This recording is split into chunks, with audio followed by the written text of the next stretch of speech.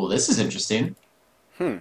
I can't see bans, picks, or... Oh, there we There go. we go. Yep, I think it does that sometimes. So right off the bat, you have got Vladimir, and that's pretty smart. He just snowballs so well. I mean, as soon as you give Vlad kills, he is just kind of unstoppable. And then you've got Soraka to back it up. It's too difficult to deal with. You got TF ban coming out, and Mundo. He's one of the strongest junglers right now, so that's definitely a good ban. I'm curious to see if Choppa's actually going to ban Nautilus again this game. I'd really like to see X run him again since he's been doing it quite consistently lately. And it's always nice seeing, a jungler that you typically don't see too often being played, especially being played at a high level. And another Nidalee ban, so just like before, they don't want to deal with that.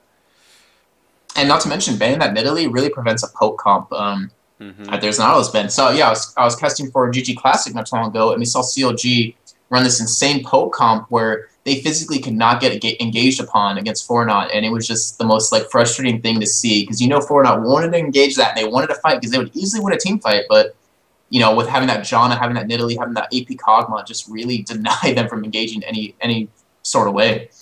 Absolutely. And you've got a new Deer pickup. Very strong pick. Deer is still overpowered. The turtle, I'm not sure how much the turtle nerf affected him. I haven't seen him in play yet or Well, tournament play. I'm assuming you're talking about the one with Wriggles. No, no, no, no. They nerfed his turtle stance Oh, in the last patch. well, that I don't know, but as we were saying last game, as you mentioned, you don't know if it's going to be a jungle Udyr or a top lane Udyr. Yep. And you've got Soraka pickup. As I mentioned before, Soraka is without a doubt the strongest support in my opinion. She has so much versatility. Um, she provides sustain. She's got the double burst heal, which just really helps for like someone to initiate a fight, get burst healed, and then get out of the fight, and then absorb all of those cooldowns for a team fight, which is just can just make or break team fights. So Not to mention, she has you know, bananas. she does have bananas. Those are the most devastating fruit out of all fruits ever to exist. But yeah, no, one thing that's definitely nice we were saying about the double heal is, and not to mention triple if she's running that summer spell, is that you can pretty much have one person on your team tank every ultimate from the other team and still keep them alive with that. And with how this game is played, and ultimates are really a key factor into when you're going to engage, when you're not going to engage, whether you're going to win a fight or not win a fight. Having that triple healing or even double healing from her is just so crucial and so depressing for the other team or demoralizing for the other team when you blow everything on one person and can't get a kill. Yep. And then just to add on top of it, you've got the armor buff. So it's a little absurd. It's the nail in the coffin. It's like Yeah. a slap to the face. Pretty much. And then you've got Karthus being picked up pretty early here, so that's actually a little surprising as well. Karthus is he has a lot of counters in lanes, so if they decide, Kennen does pretty good against Karthus, but there are some champions that can simply just shut him down and not allow him to farm. That can play really aggressive. So picking that up early, I think, is a little risky, but we'll see what happens with it. And then we've got And, Maokai, very strong jungler. and to go back on Karthus real quick, not to mention you have a Soraka on the other team, so it's kind of like your counter to your ultimate. Hey, you pop your ultimate on Karthus, Soraka would pop her ultimate, and you just pretty much cancel out anything that was going to happen. Yeah. But yeah, Maokai, oh, I love Maokai's, especially when you have a lane that has a stun. If you come in there as Maokai with an early gank, you force the other team to blow that stun. That person's gonna be playing scared for the rest of that 200 and whatever seconds it takes for that flash to come back up because it's so devastating. And we also see Afro gonna be running that Kog'Maw bot lane. I'm assuming. I Hmm. want to assume it is going to be.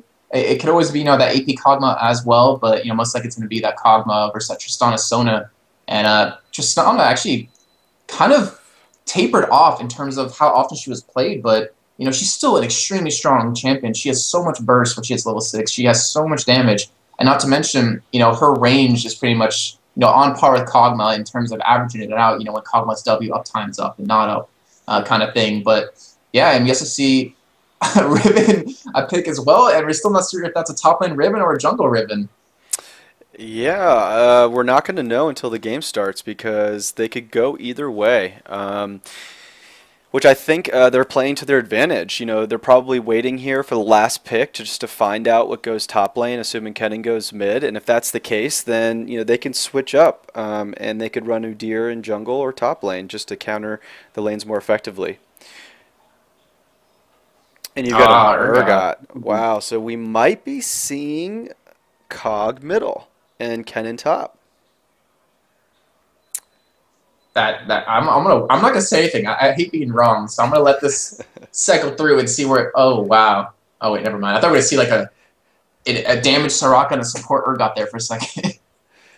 Yeah, it looks like Wings is going to be on Kennen. That's one of his strongest champions. He's really good at it. I think he. Oh, AP Cog, It's yes. going to be AP Cog. AP Cog is ridiculously strong. I know, you know, on Team Curse, Jackie has been playing AP Cog for quite some time now, and he even plays it in solo queue. And the poke and the damage from AP Cog is just so significant. And sieging towers is so good with AP Cog.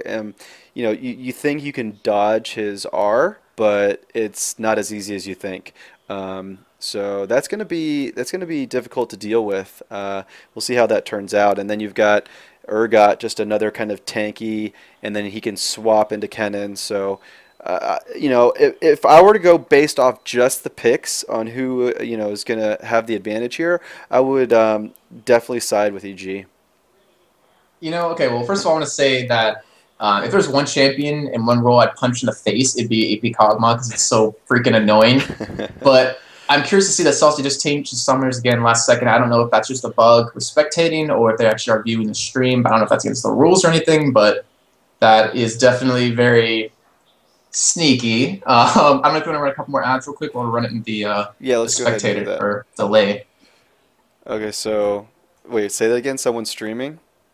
I really want to say that they're watching the stream because that's the second time that they changed summoners last second. Uh, I don't know. Weird. I mean, I don't know if that's against the rules or anything, but that's definitely. Probably not. No. What we do need is we just need an overlay that hides Yep. the summoner things. So Are you gonna run a couple more as well, or do you want to talk during the delay? we can just run a couple more. I think it's doing a 90-second. Is it? Yeah, it's only allowed every 15 minutes. It says. I'm not okay. Well, people are saying, "Oh, stop accusing the ghosting," but the thing is, if you saw what happened, you don't know if it's a bug in Spectator, but they changed summoners last second. I don't know. It could have been you're just like, "Oh, we've got to change your summoner," or "Oh, we looked at what the other team's running and we changed it," kind of thing. I don't know. I'm just saying, from what I can see, that's like it seems kind of fishy, but I can't say that something did happen when I don't know. I'm just spectating on it, which is my job as a commentator. You know, it's tough to say. You know, it's yeah, when you start looking at other streams and stuff, you get distracted and knowing more information than you would typically know, and sometimes it really like it doesn't help you, it hurts you because you're not used to knowing that sort of information. So, you know, I think all the professional teams, I don't think they go about it that way. I think they just focus on what they're wanting to execute. I'm still on an ad. What the heck? That's weird. It goes to ad and then comes back and it goes to ad again. Oh. Yeah, I did a 90-second commercial. People are mad. I'm reading the chat. They're like, "Oh my god, stop calling EG ghosters," and they don't understand like what you see and what you're supposed to do. But anyways, so this is the Reigning Gaming International Invitational. This is still the qualifying rounds. We are going to be seeing the second game between Epik and Choppa. And we have today, let's see, myself, Bubba, What I Love You, and Liquid112, who is from 112. Curse. That's If right. you kind of want to explain exactly, what exactly do you do in Curse? Well, I used to play support main for the team, and we had double lift taken from us to go to CLG. Yeah, he was offered a really good deal, so you know, no fault to that. But we still get along. There's no blood or anything like that. But when he left, and then we took on Elements as the main support, and I play more of the team manager, you know, sponsorships, marketing. All that kind of good stuff, just making sure the team gets enrolled in tournaments and um, so So yeah, that's my main role, and then just helping out with LOL Pro, Reign of Gaming. We've got a lot of amazing content out there for really pro players and also players that are kind of new to the scene. We're interviewing, we're getting content and putting it on the sites, so I help out with that. Yeah, definitely a lot of cool stuff coming out of Curse and LOL Pro. People should definitely check that out and look at the guides. You have guides from more than just your own team. You have guides from other pros as well, so you can definitely get a top rated or top notch guide and learn about a champion that you normally don't play. Yeah, that's right. So we've got the game starting here, and look at that. We've got boots and 3 pots on everybody but Sona. So, and of course Raka. So we got a lot of mobility here, and it looks like they're going to go for an invade. Choppa going for the invade. They're getting here. You got Urgot. That's just definitely a good defensive position for Urgot. And they really don't have anything where they can just flash and stun and get that CC. So and not to mention he's spam laughing, which is really crucial to playing any Urgot really well, is to spam that laugh. Let's see here. I think he stopped just in time. Well, it looks like actually Choppa's going to be going for an invade here onto blue buff. Because we know Maokai does start those race. He does take those out if he times everything well. We'll go over to blue buff, take wolves, and potentially gank mid or bottom or even top lane if he can get through quick enough.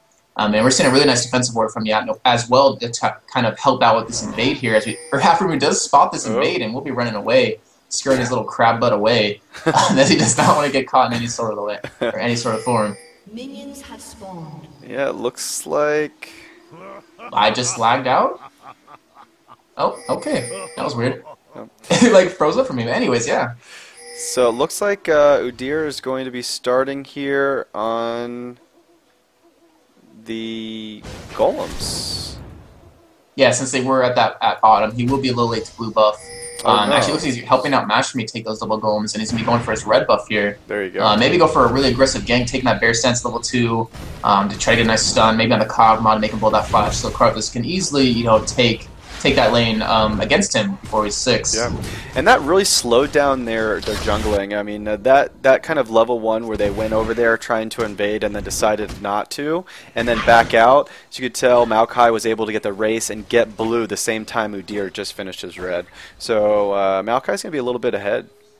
Right, and we were talking about that last game, how teams are starting to invade just a little later on time, but if you mess up that invade, you're going to be set behind, as we saw right there. Absolutely. And now he's back up here. He's going to be, Maokai's going to be clearing the rest of his jungle.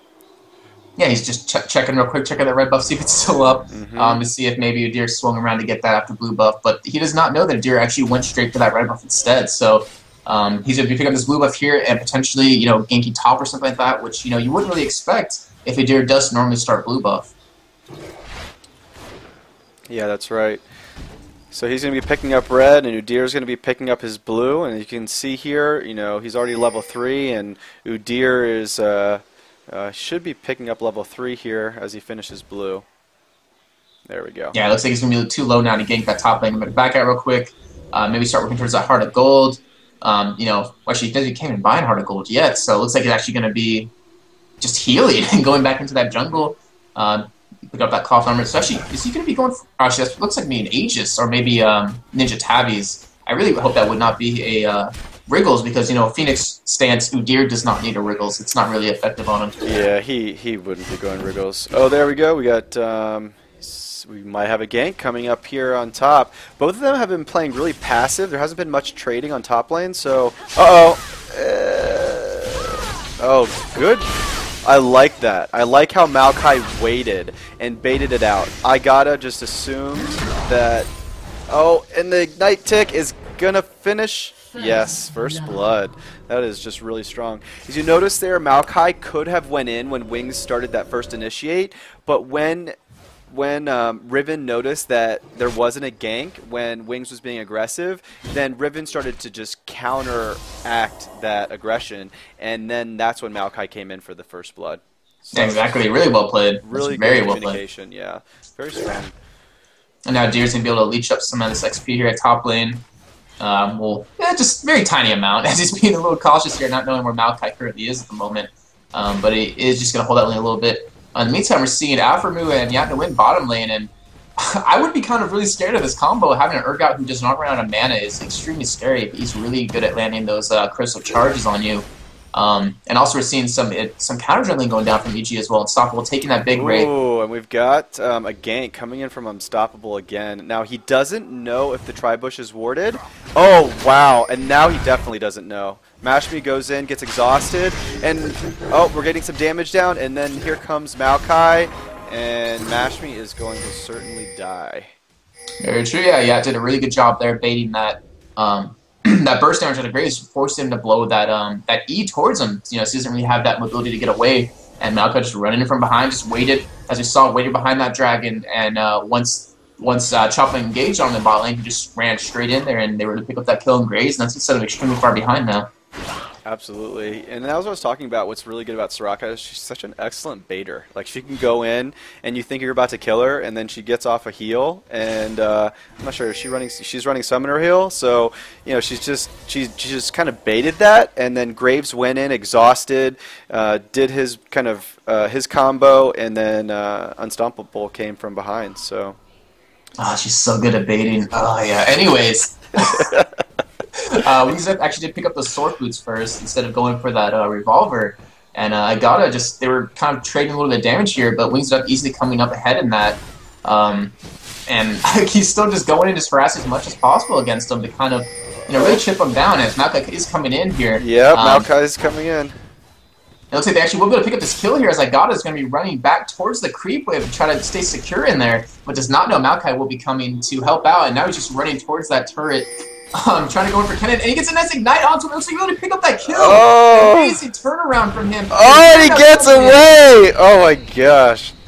Extremely well played on his part. He's able to turn around, pick up that kill on Kennen, and escape just barely there. Very well played on his part. That maybe just my pants a little bit, I'm not gonna lie. That was really good.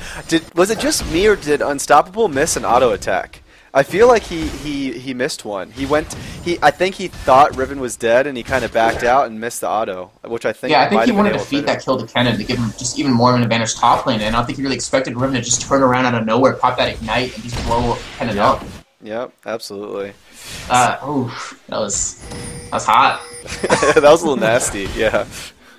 We're seeing Salsi does have that tier now, which is, you know, one of those crucial items that tier Rod of Ages, to have that insane amount of mana to just spam away those ultimates, which really help bring a team low. Not too much action going on in the middle as we're looking at CS. We're seeing Karthus sitting there at 55, we see Kog'Maw at 56, so that's pretty even there.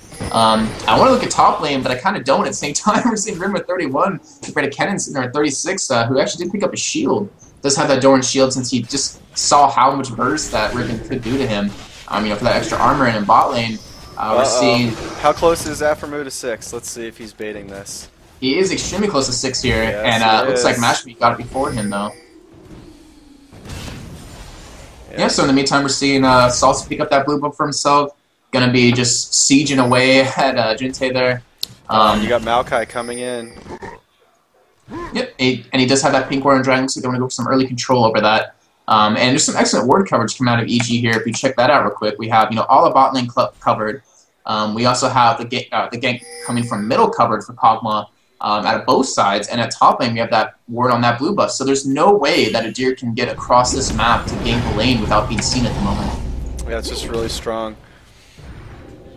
And now Karthus, and now Karthus picks up his own blues, so we're gonna see some blue to blue action going down here. As Udyr is spotted here, and he will be spotted invading here as well. So it looks like if EG can notice this, he might be able to pick up a kill here on Udyr. Actually, he's going to be going in on Salsi, and he's just going to back out, having that ghost, or does not have that flashing mode, but does have that ghost to get away if he needs to.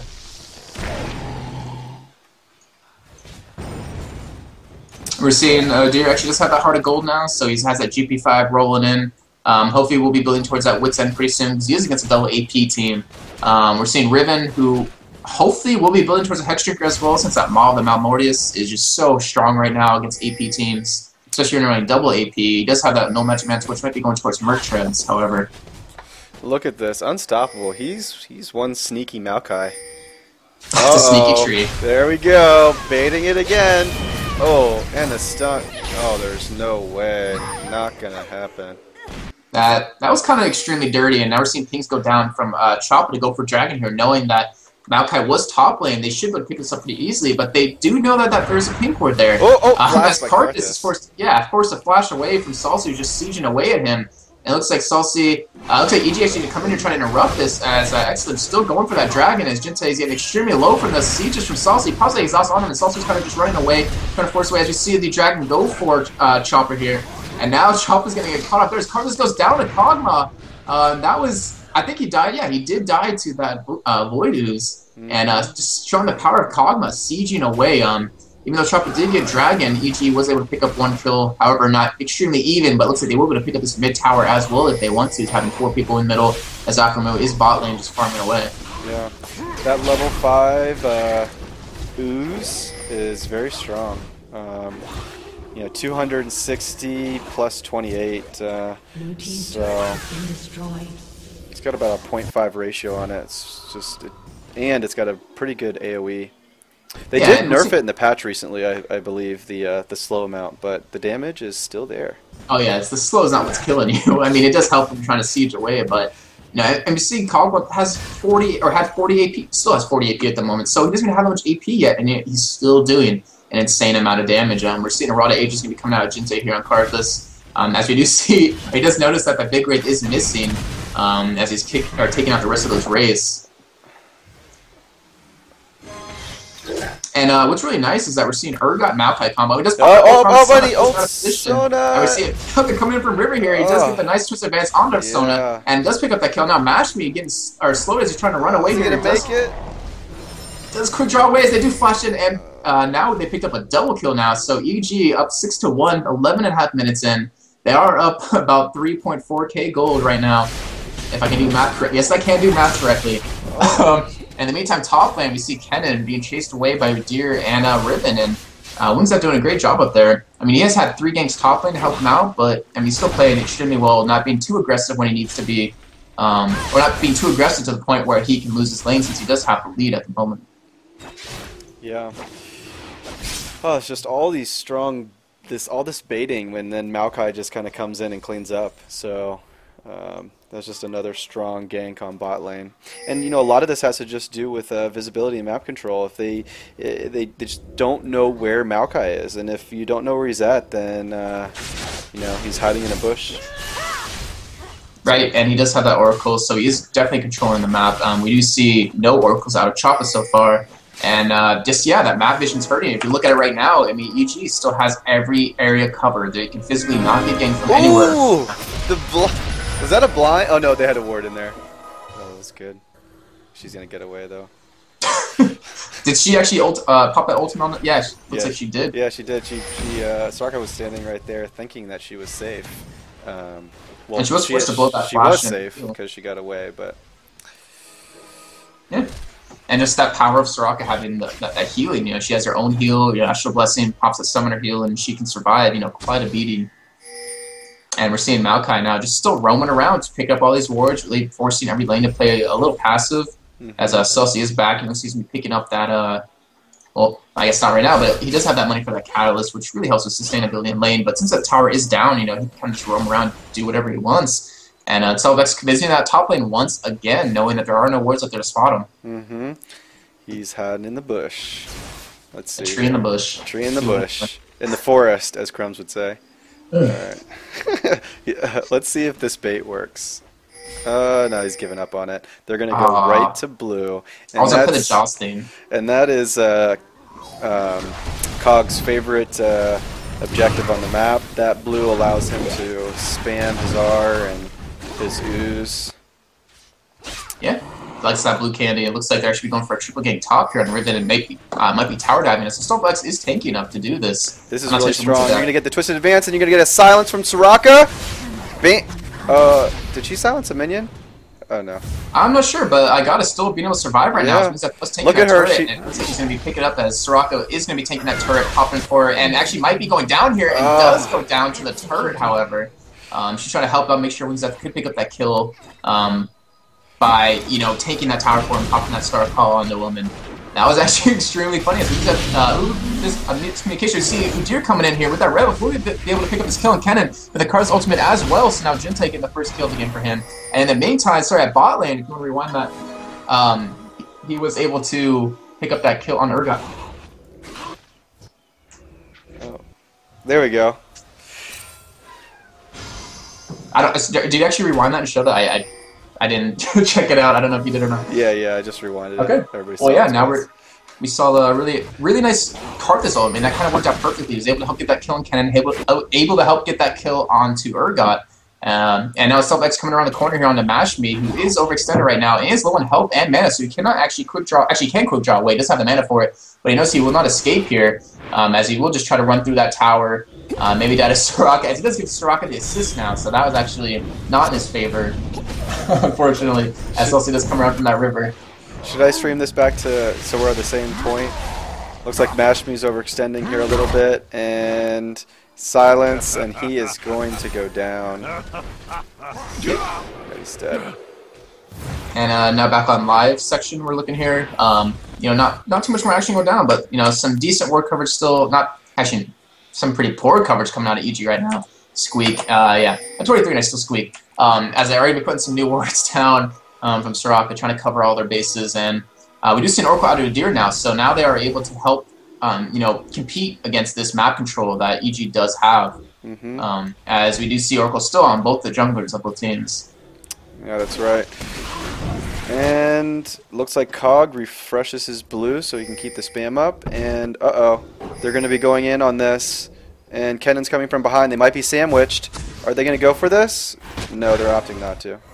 Oh, there's nothing more than I love than a Karthus, Sona, Riven, Udyr sandwich. It's delicious. A little bit of mayonnaise, a little bit of mustard. It would have been good because Graves was bottom, but I'm not sure they knew that.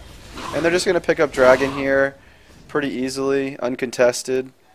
Yep, we're seeing next Dragon about 24, 35, 24, you know, around there. As we see 1-to-1 Dragons now for both teams, and the gold lead is expanding, however, just slightly. We're seeing, you know, 4.5 gold lead right now, 4.6 gold lead in favor of EG, when earlier it was about 3.7, I believe. So, I mean, both teams are still keeping up pretty well, and you can't really count Choppa out of this in any sort of way, as they do have a really strong late game team. You know, Graves is so strong, and definitely, doesn't counter, but he's definitely stronger than Urgot late game, you know, where Urgot's mostly just used for that nice swap, or if you can get a nice crystal charge on someone squishy, but you know, it's extremely hard to get in a position to do that. Yeah, it looks like... Salvo just loves that top lane. I don't know, there must be like a female tree up there or something that he likes looking at. Because he's just visiting that every time it seems to be up. You know, a lot of people say these days that, you know, not all games, but there's a lot of games that are decided by top lane. So, you know, having the jungler camp top on a top lane, I mean, everybody has dealt with it probably in solo queue. It's pretty annoying, and especially when he's running an Oracle and you put down wards and it just doesn't matter. You can't farm. You can't play aggressive, and that's even more difficult when you're melee like Riven. Yeah, very true, especially with the way junglers are going right now, where they're not really heavy damage. You don't see a lot of Shaco anymore or anything like that. So if you deny someone's top lane, which is their main source of like, you know, tanky AD, then you really deny the ability for that team to really get in a lot of fights that they could do, you know, without those ganks. You know, they're not strong enough to take the damage that he's going to need to take. He will be squishy and such. And now we're seeing Udyr coming in here trying to go for a gank. I wasn't sure if he actually did clear a ward there. Yeah, he did. Not. He okay, did. so yeah. they know. They know. And look, you've got Maokai going here on Riven. She's going to get away pretty easily there. But again, that female tree up there. Just taunting him. we see Afro actually with that Frozen Heart, which is an amazing item on him. That cooldown reduction, the armor, really helps you Urgot be what he's supposed to be. Is that, you know, tanky bruiser kind of sort of a champion. And in the meantime, we're seeing Choppa push that bot lane, but we're also seeing EG push this mid lane down. So we're going to see a, you know, even trade 1-for-1 here, as EG does back off, and they could potentially go for Baron pretty soon, as there are no wards on it right now. And they do see 4 members, or they at least did see 4 members of Choppa at bot lane. Yep, and you've got, they're going to be coming in here, and they're going to be taking the blue buff. They've got the area warded, and blue goes COG. And Karthus is really dependent on that blue buff, since you spam so much and you do so much damage. That really does hurt. And we're always seeing a nice stun. Oh, he gets it off! That never happens. Looks like Makai will be able to escape, though. Does have the Shurelers to run away if need be. And Wings of Ducks pushing that top lane to help out as well. And as we were seeing that middle tower go down, we did see that top tower go down as well for Epic Gamers. So now we're starting to see the gold advantage, start to slip away, and we're up about 7.3k gold now, earlier from that 4.7. And Dragon will be coming up here in about 4 minutes as well. So I'm not sure if we're going to see a Dragon fight or a Baron fight coming up here in the next 4 to 5 minutes. Yeah, I mean, you've got they're almost about 6k ahead, a little over 6k. So they've got a commanding lead at this moment. They just got to farm, play safe, get map control, push the lanes, and they're going to eventually be strong enough where they're going to be able to take down Baron pretty quickly.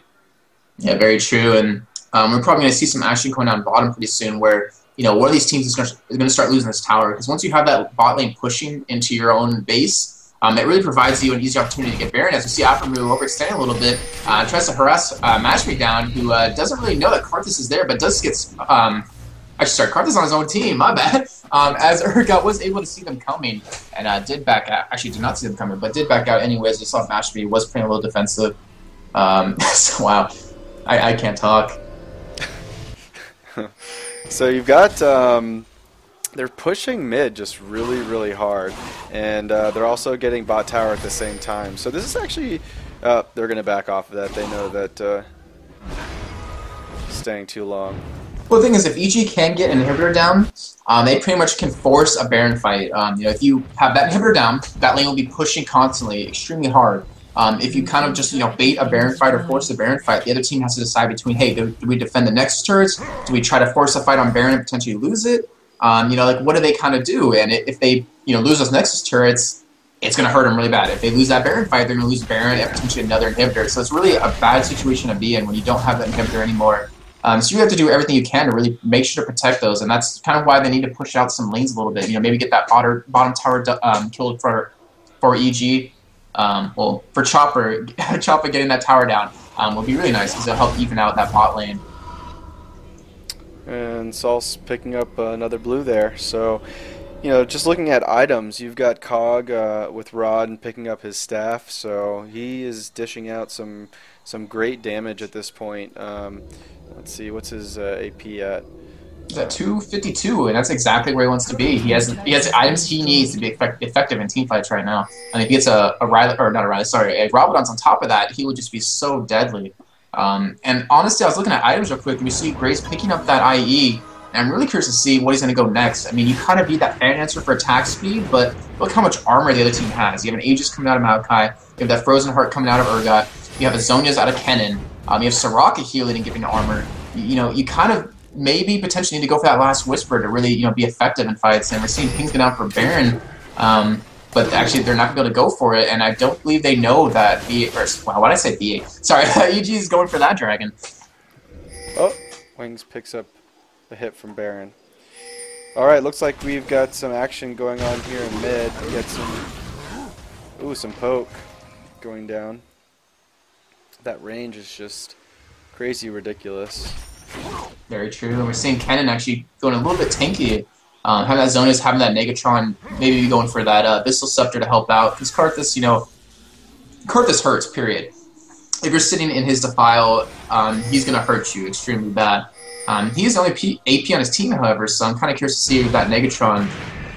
But I guess, it will help out, especially if he's not going to go for Void Staff. Getting that Abyssal, having the Sword Boots will really help out and do a lot of damage for him. That's right, and he's a little behind on farm right now. He's I think probably around 120, 130 AP, something like that, 140 AP. So he's a little bit behind on farm. He's not doing as much damage as Cog, and he is the only AP aside from Sona. So they're just trying to farm, and they're just going to try to draw this game out a little bit and hope it gets to a late game. Yeah, looking at CS, we see Karthus with 193 compared to Kogma's 239 and Riven's 137 compared to Kennen's 199. So the solo lanes are definitely losing and definitely hurting, which if you're going to want to win a game, you kind of have to depend on that, at least up to the 30-40 minute mark where AD carry starts completely controlling the game. So as you can tell here, this is just, you know, at this point it's just a game of map control. You can see that they're invading the jungle. They've got so many wards placed in their jungle. Look how aggressive this is. They've got 1, 2, 3 wards, and they've got river controlled as well, 5. And they're going to be going here on Baron. They know what's happening. They're going to be invading. So you've got Cog here doing some zoning out, getting his ooze. Oh and no, they're I going to don't turn. see the engage coming. As you see Malk actually go over that wall with Mashby flashes over. We see Riven go down extremely low here, kind of popping that zone, just trying to stay alive against that Cardless with his Defile.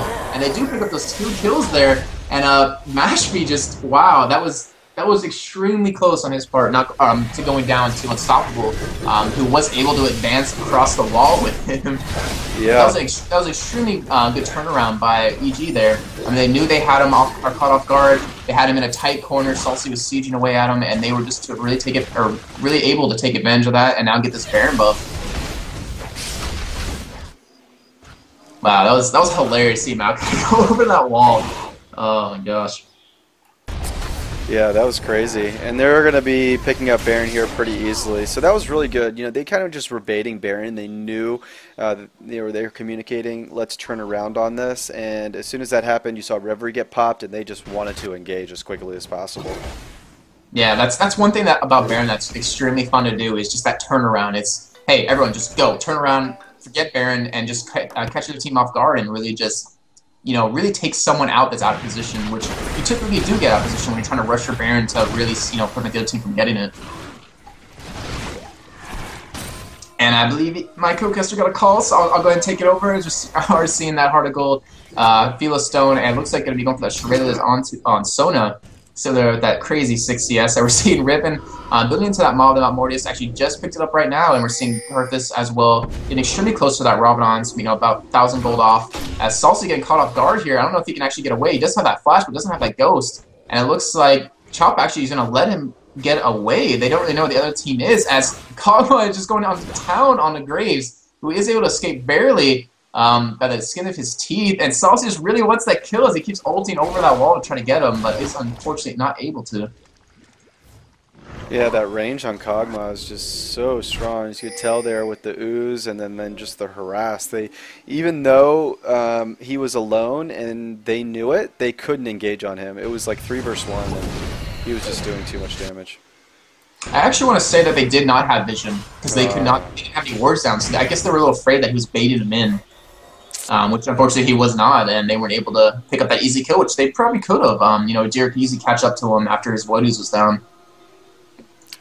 True that. And we're seeing Kennen, one thing they're kind of trying to do is, since he's going to be building a little tanky, not going for, you know, heavy AP, is they're letting Salsi Siege as much as possible, get him as low as possible, and then Kennen will just, you know, lightning rush in there, pop his ultimate, pop that Zonia's, and just try to, you know, get someone down that's extremely low. As we've seen Udyr here getting caught a little bit, as they're doing some really good damage to him.